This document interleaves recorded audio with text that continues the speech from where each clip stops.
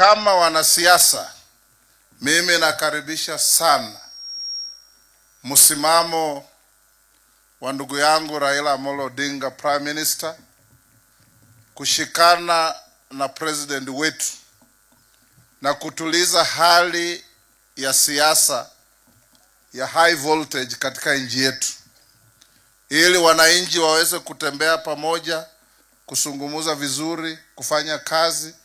Na mnajua in this country all of us have worked together. Mheshimiwa Raila na Ruto walikuwa kwa Pentagon ya ODM 2007. Sasa it is just reloading our engagement from the past to today. Na tunaomba wananchi tushirikiane, tujenge nchi yetu.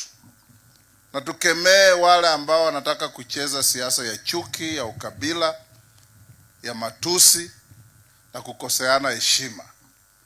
Kwa sababu nchi yetu lazima tuwe pamoja ndio tuijenge. This resource here called Lake Victoria, the second largest freshwater lake in the world, can turn our country into a middle-level developed country. And we can't develop that resource kama tunagombana. Hata wakati mimi nilikuwa waziri wa Foreign Affairs, tulikuwa na mambo yamechacha hapa sana ya Migingo.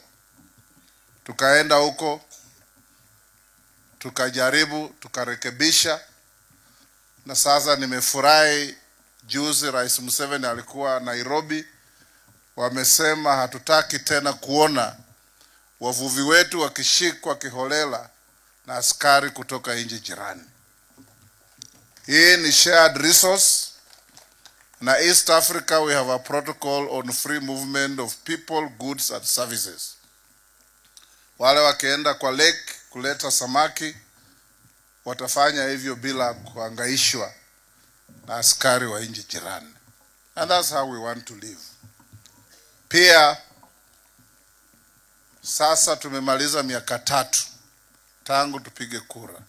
Kwanza I salute Prime Minister Raila and President Ruto for bringing the country to peace. And you can see the pretenders to opposition don't seem to know what they are doing, because the umbrella has been folded and we are working as a team.